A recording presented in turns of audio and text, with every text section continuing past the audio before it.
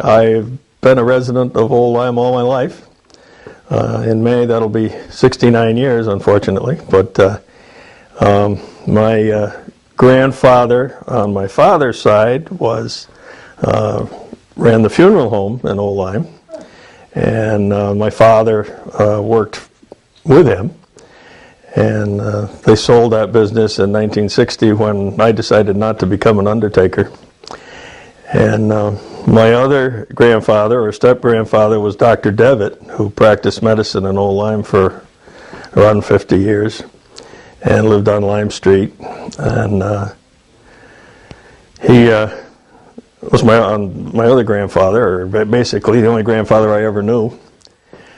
And so I had a little history in Old Lyme. I have no brothers and sisters, so I'm an only child. And been active in town affairs all my life, and went to Old Lyme schools and graduated from Old Lyme High School in 1959. And that was obviously before it was a regional district. In fact, our class of '59 just had its 50th reunion last summer, and that was the first reunion we had ever had. So it was kind of neat to get that group back together again after 50 years. Been active. I went to school in Oswego, New York, became an industrial arts teacher, taught in East Haven for 3 years, and then taught at Region 18 in Old Lyme for 33 more years.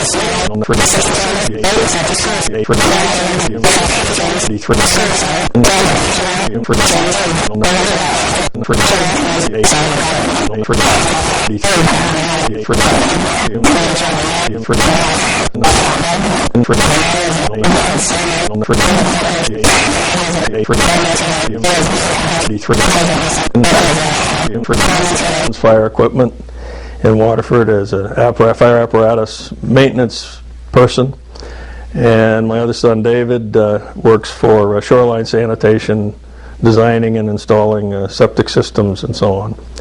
So they're all gainfully employed and they're all in town. David's the only one that's married, but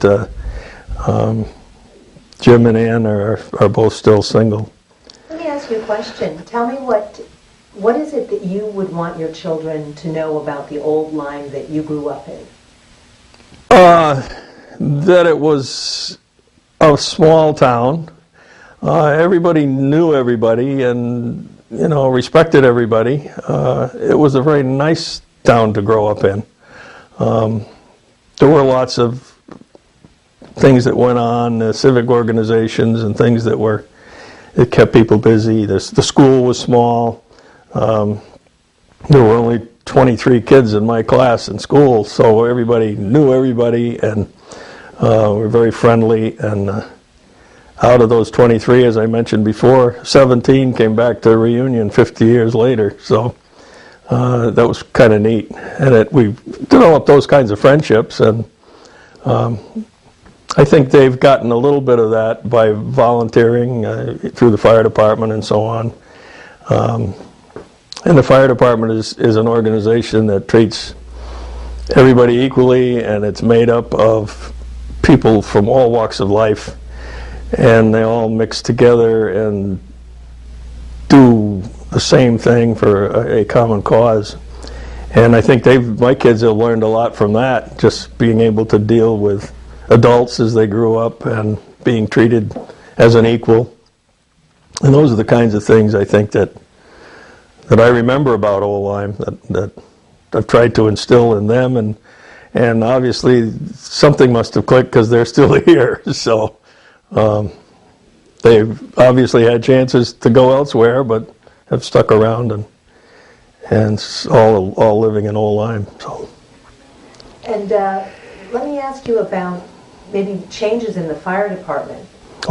When you were little, tell me, describe some of the things that you would see, or some of the things that would happen, and then, over the years. Well, I think the biggest thing is the technology has changed so much that the equipment that the fire department had even when I joined and before, the fire department started in 1923, and with one fire engine and 50 people maybe in the organization, and it's grown to the point where now we have 9 fire engines and we have 3 fire stations. And when I first joined, which obviously was long after the fire department was formed, we had about maybe 30 calls in a year.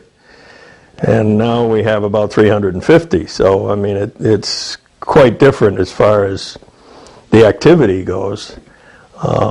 Also, the training requirements have grown. Most of the training way back when was in-house. Did it yourself. You may have known a career firefighter somewhere who would come out and do some training. And now it's mostly state-run courses and certain requirements that people have to have. And all of this takes time, and it's been very hard, I think, on volunteer fire departments all over the country because of the time constraints that are necessary. The fire chief's job it's a volunteer job, and back when you only had 30 calls a year and you only had one fire station to worry about, it wasn't a big job. Now it is a big job, and to do it on a volunteer basis is very time consuming. So we used to have chiefs that would stay for 25 or 30 years, and now we're lucky if we can keep one for maybe 3 or 4 years. So that part of it's changed. And of course the equipment that we use is much more technical than it was years ago, and we not only worry about fires, but it's rescues and automobile accidents and hazardous materials incidents and all of these types of things that you didn't have back then, didn't have to worry about. Now, where did you grow up? I grew up in the house that I live in at the present time on Grassy Hill Road, Rogers Lake. And is that where your dad's funeral parlor was too? No, that was down, the same funeral parlor that Fulton Thoreau has down on Beckwith Lane. Tell me about that, what that was like. I mean, he had it when you were born, and you grew up with your dad being the funeral? Yeah, basically. That's, they started, my great-grandfather started the business in East Haddam. They lived in East Haddam, and it was run basically off of a farm. And most funerals were held in people's homes in those days, and therefore they didn't really have a parlor as such. And In 1922, I believe it was, my grandfather moved the business to Old Lyme and built the little funeral parlor that's off of Beckwith Lane, and put the business down here. And then my father went in business with him, and that was kind of my part-time job in high school. Was I worked in the funeral home, and it was different. It was something that not many people get a chance to deal with, and I learned enough about it so that I didn't think I really wanted to do it for a living. Times were different then. It was a 24-hour-a-day job. You never knew when the phone was going to ring. It might be in the middle of a dinner, or it might be in the middle of the night, or whatever, and I wasn't ready for that. And then, of course, they sold the business to a bigger outfit who, had people on duty all the time, things like that. So that was quite different from what we used to do. But I learned a lot from that experience, and at times it was sad, and at times it wasn't, and it was difficult, especially dealing with somebody you knew, and that was really kind of hard. But it was something I did. It was kind of hard to take your friends there after school to work, because a lot of them didn't want any part of it either. So, but it was an experience. And with one grandfather as a doctor and the other one as the undertaker, they took a lot of ribbing back and forth about whether they were ever in collusion with each other. So that was always a kind of a fun thing as I was growing up. And my grandfather Devitt, being a doctor, he was the kind of a doctor that made house calls in those days, and same kind of a thing. If the phone rang in the middle of the night and somebody was sick, he got up and went, and you don't see that today, not at all. And so those are the older days, the things that I remember that were kind of neat, and that nobody knows about today. It just doesn't happen that way. Is there a favorite place you have in the area? Like place you've always enjoyed going, or used to bike as a kid, or like to go look at now? Well, not really. I can't think of anything that's, I enjoy the lake, and was brought up on the lake, and always at boats in the lake and water skiing and things like that, and still live at the lake. So that's a place I remember. But other than that, I'm not really a beach person, but living on the shore, that's kind of odd, but I was always in the lake. So, do you have any lake stories about strange things or interesting things that happened around the lake? Oh, a lot of friends. We used to go out on the islands and have parties and do a lot of that kind of stuff when I was in high school. We used to do a lot of water skiing, and used to wreck a lot of boats and things like that, We didn't have boats like they have today. The boats we had were something we had resurrected, saved, or somebody had given us, and we'd fix it up and use it until it wouldn't go anymore. But it was fun. It was things that we liked to do. We'd lose an outboard motor overboard every so often and have to go diving for it, but things like that. It was fun.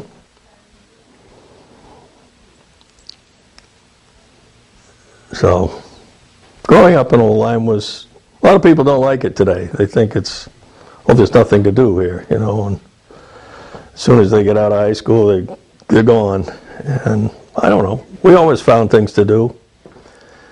And we didn't have computers, and we didn't have iPods, and we didn't have all the things that everybody has today to entertain us. We made our own entertainment, we had our own parties, and usually it was in somebody's rec room in the basement, and it was supervised. Nobody was out of control, and it was a good time. It was fun. But today, I know from working at the school, they couldn't wait to get out of Old Lyme, a lot of these kids. And Tell me about teaching shop at the school and what it was like in the school. What kinds of, what were the kids making and what was sort of the thing of the day? Well, when I started, it was basically a project-oriented type class. In other words, the kids would choose something they wanted to make, or sometimes with the junior high kids we assigned something, but something simple and that would, illustrate certain techniques and tools and machines and things that they had to use. When I first started, there were kids whose dads had shops in the basement and things like that, so a lot of them appreciated getting some knowledge on how to do those things. And as time went on, that really wasn't the case. Nobody had shops in the basement anymore, and so kids didn't really have a need for that kind of knowledge. But kids used to make, small furniture. They'd make cabinets and shelves and things that hang on walls, and some of the high school kids would make something maybe a little more elaborate, a piece of furniture or, a table or an end table or something that involved a little more skill. And we had good facilities, and at one time there were 3 teachers there. There was a metalworking shop and a woodworking shop, and then a drafting room which taught architecture and architectural drafting and so on. So when the school split, then that sort of disappeared, and we only had one shop at the middle school, which was rather general. But I did mostly woodworking, and that was more my specialty, woodworking, and I did some drafting. But the kids were fun. Most of them were interested, and we had a lot of success with kids that weren't successful in other parts of the school. And I remember you'd go to a parent meeting or something like this, and all the other teachers are sitting there saying, what a troublemaker this kid is, and how he's always not doing his work and so on. And I'd be the lone one to stand up and say, I don't have any trouble with him at all. And it was more the atmosphere. In my class, they didn't have to sit at a desk and do things like that. They could work with their hands. And there were a lot of kids that were successful because of that. And I look around town today and I see lots of people that have their own businesses in the trades and so on that I had in school. And, you kind of look at that and say, geez, I hope I had something to do with that in giving them a skill, or at least encouraging them to do something that with their hands in some kind of a trade. And we need tradespeople today as much as everybody wants to sit behind a desk and operate a computer. There's still people that need to do electrical work and plumbing and carpentry and those types of things. So hopefully I contributed something along that line in 35 years. So. How many classes do you think you had over, 35 years, you probably, boy, if you had even 15 kids for a class. Yeah, a lot. Lots, yeah. Is there any one of them, or, that you recognize as someone who really did take on, maybe he or she became a woodworker, or I don't know. Well, like I said, I look at some of the people in business around town today that I had as students, and I look at them, and they've become very successful, and in various ways, and doing things that you might not expect, but doing plumbing and electrical work and carpentry work and so on. So, let me ask you: did you live through any historic event here that you remember, and sort of, can you talk about what your experience was? I mean, I remember I was little when Kennedy died, for example. Mm-hmm. And, it doesn't have to be that one, but I wonder, is there an event that you remember, and could you talk a little bit about what that was like and what happened? I'm just thinking a lot of the big things around town centered around maybe storms, hurricanes, things of that type, and survived quite a few of those, although we didn't have as much of a problem in the northern part of town as they did down around the beaches. But being in the fire department, we were usually out in the middle of it and doing a lot in those lines. I don't really think of anything else. Some fires and things like that, but the Ferry Tavern and the Old Lime Shopping Center, and those were some of the bigger fires that I remember. What happened?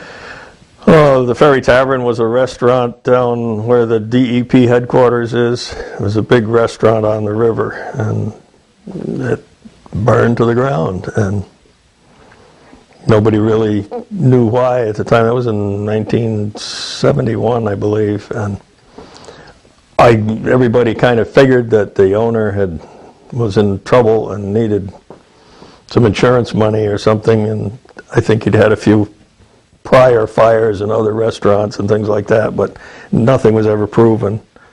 And the shopping center, the Old Lime Shopping Center, where the hideaway is, most of that was destroyed in a fire in 1982. It was when I was fire chief, I know that. And that was arson as well. There was a pizza parlor in there, and the competitors didn't want it to open and managed to burn the whole place down. And those were big events as far as the town was concerned. So other than that, and then the national events, you mentioned Kennedy. I was practice teaching in Schenectady, New York, when I was in college at that time, and I remember that moment just as clear as anything. And so some of those things do stick in your mind, and you know exactly what you were doing at that particular time. Well, what were you doing? I was giving a lesson to a bunch of kids on the wood lathe, and the teacher that I was working with came over and interrupted, and he never did that, and stated that the president had been shot in Dallas, and then we had like a couple days off from school and things like that, and schools were closed, but it's just something that you remember, and you know what you were doing. So now think around, and because I heard somebody say, I think we have to wrap up. So think around, and if there's anything else you'd like to share with us at this time. We'll probably try and buttonhole you again in the future. No, I think this is a great opportunity, and not that I have a lot of knowledge, but I've been here long enough, so you know what goes on, and a lot of the history of town, and some of the books that are being written. I remember some of those things, and certain houses and where they were, and they got moved, and I watched them being moved and things like that. It's kind of neat, and that's why I like to get involved with this organization, because I think that to me it's interesting, and some of it maybe I can contribute to. So tell me about the houses being moved, or one of them. What do you remember, and who did it, and how did it happen? Well, the house that I don't know what they call it now, that's behind the Florence Griswold Museum that they used for an office. That house used to be located across the street from the Irving gas station on the Post Road. And that was moved down there for the Florence Griswold Museum to use. I guess they bought it, probably, moved it. How'd they do it? Or what year, like when? Oh, that was, I would gather, I don't know, like 60s, 60s probably. I remember another house that was on Lime Street next to the old Catholic Church rectory, and that house is now down on Duck River Lane. And there was another building that was on the Catholic Church property that is down on Library Lane. I remember that, moving that, and What would they do? Just jack it up in one piece? jack it up and put dolly wheels under it, and down the road they'd go.